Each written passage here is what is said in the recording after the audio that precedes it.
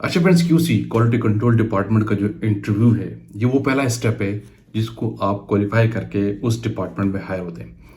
अब आप इस इंटरव्यू की जितनी भी तैयारी कर ले, लेकिन कुछ ऐसे क्वेश्चंस हैं जो टॉप ऑफ द लाइन आपसे लाजमी पूछे जाते हैं अगर आप क्वालिटी कंट्रोल डिपार्टमेंट में एज अ एनालिस्ट या ऑफिसर आप इंटरव्यू देने जाते हैं। तो आज मैं इस वीडियो में आपको वही बताता हूँ कि कौन से वो ऐसे क्वेश्चन इंटरव्यू के हैं, यानी इंटरव्यू क्वेश्चन आंसर डिस्कस करता हूँ क्वालिटी कंट्रोल डिपार्टमेंट के, जो टॉप ऑफ द लाइन है। आप कुछ भी कर रहे हैं, किसी भी लेवल पे हो, ये कॉमन ऐसा क्वेश्चन है क्यूसी के इंटरव्यू के लिए जो आपसे लाजमी पूछे जाते हैं। तो वीडियो अंत तक देखिए, बड़ा इंपॉर्टेंट कुछ सिलेक्टेड क्वेश्चन, ज़्यादा क्वेश्चन नहीं है, लंबा वीडियो नहीं आज का, लेकिन बहुत क्रिटिकल और इंपॉर्टेंट क्वेश्चन है जो आपको लाजमी पता होने चाहिए। जी फ्रेंड्स, मैं अब आपको बताता हूँ कि बेसिकली वो कौन से ऐसे क्वेश्चन है कि आप क्यूसी में किसी भी स्टेज पे इंटरव्यू दे रहे हैं, अगर थोड़े सीनियर भी हैं, जूनियर भी है, लेकिन ये ऐसा क्वेश्चन है जो आपसे लाजमी पूछा जाता है। जिसमें सबसे पहला इंपॉर्टेंट क्वेश्चन जो आपके सामने आता है वो है डिफरेंस बिटवीन एलओडी यानी loss of drying test and Karl Fischer का जो टेस्ट है, इसको आप कैसे डिफर करते हैं। इस दोनों टेस्ट में क्या डिफरेंस है,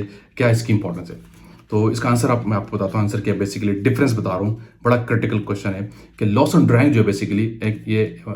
फिजिकल इंडेफिनिट टेस्ट है, जिसमें दोनों में पर्पस टेस्ट जो है, कार्ल फिशर का टेस्ट जो है, दोनों में पर्पस क्या होता है कि किसी भी रॉ मटेरियल के अंदर या ग्रेन्यूल्स के अंदर आप मॉइस्चर की क्वांटिटी चेक कर रहे होते हैं, कितना परसेंट उसके अंदर मॉइस्चर है। लेकिन जो एलओडी लॉस ऑन ड्राइंग का टेस्ट है, ये इंडेफिनिट फिजिकल टेस्ट है जो आप ओवन के अंदर परफॉर्म करते हैं पर्टिकुलर टेम्परेचर में, जो किसी भी कंपाउंड का मेल्टिंग पॉइंट होता है उससे लो टेम्परेचर पर आप ये काम कर रहे होते हैं। और ये आपको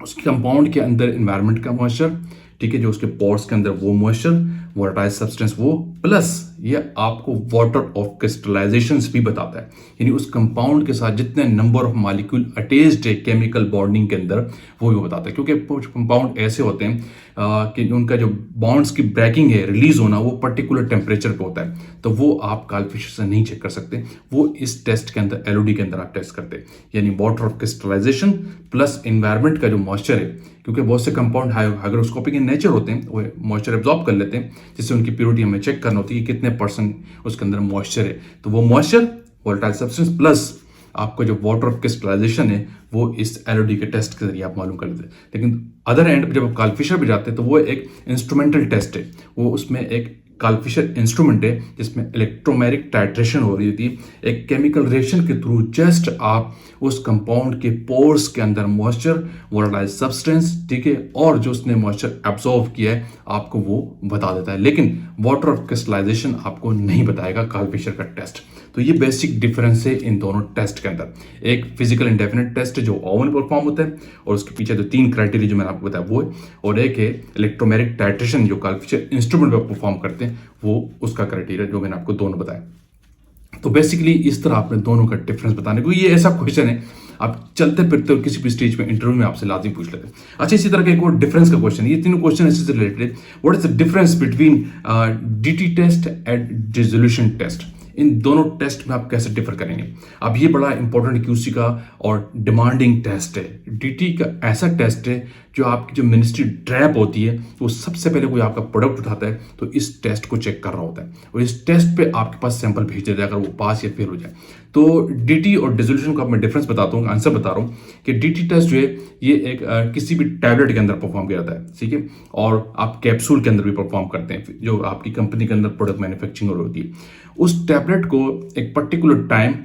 पर्टिकुलर टेम्परेचर पे एक डिसइंटीग्रेशन का इंस्ट्रूमेंट होता है, उसके अंदर 6 टैबलेट्स रख के आप चेक कर रहे होते हैं और जस्ट एक पर्टिकुलर टाइम के बाद आप ये देखते हैं ये टैबलेट किस टाइम के बाद ब्रेक हुआ। जस्ट डिसइंटीग्रेशन का फिनोमेना चेक कर रहे होते हैं। जैसे ही टैबलेट टूटता है या कैप्सूल फटता है, रैप्चर होता है, तो उस पॉइंट को आप नोट कर लेते हैं,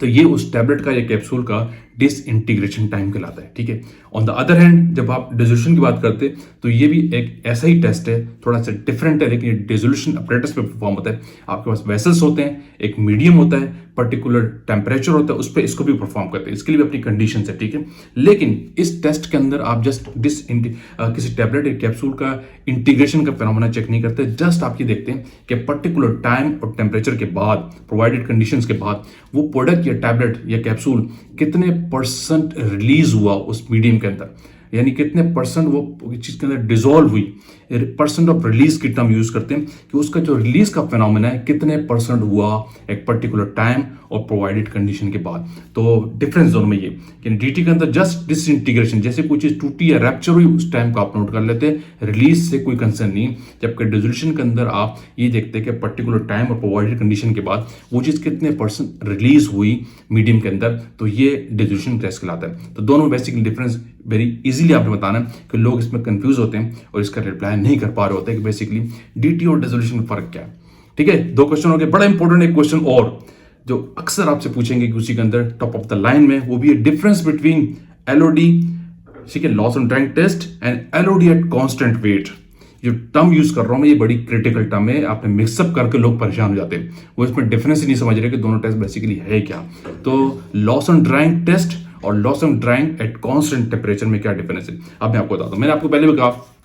आंसर बता रहा हूं कि लॉस ऑन ड्राइंग टेस्ट क्या है, जिसमें पर्टिकुलर टेस्ट है जो आप फिजिकल इंडेफिनेट टेस्ट है जो आप ओवन में परफॉर्म करते हैं, और loss on drying at constant है ये भी आप ओवन में परफॉर्म करते हैं। लेकिन फिर डिफरेंस क्या है, तो वजह ये कि लॉस ऑन ड्राइंग टेस्ट के अंदर जो पैरामीटर्स होते हैं, कंडीशंस होती है, एक खास टेम्परेचर पे आप टेस्ट परफॉर्म करके और पर्टिकुलर वन टाइम रीडिंग में उसको आप चेक करते हैं। जैसे कोई पैटाडिस जो प्रोसीजर में नहीं जा रहा है कैसे आप करते हैं, ठीक है, क्योंकि वो प्रोसीजर के लिए मेरी बहुत सारी वीडियो अवेलेबल है, किसी को इशू होगा तो बता दूंगा कि एलओडी का बेसिकली प्रोसीजर क्या है। यानी आप एक खास टेम्परेचर पे किसी कंपाउंड को, रॉ मटेरियल को आप टेस्ट करते हैं,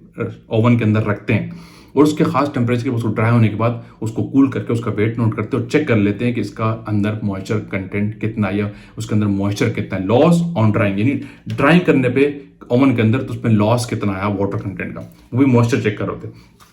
लेकिन loss on drying at constant weight का मतलब ये है कि यही जो फिनोमेना एलओडी वाला टेस्ट का जो प्रोसीजर है यही उसके अंदर भी परफॉर्म करते हैं, लेकिन पर्टिकुलर टेम्परेचर के बाद उसको रिपीट करते दोबारा।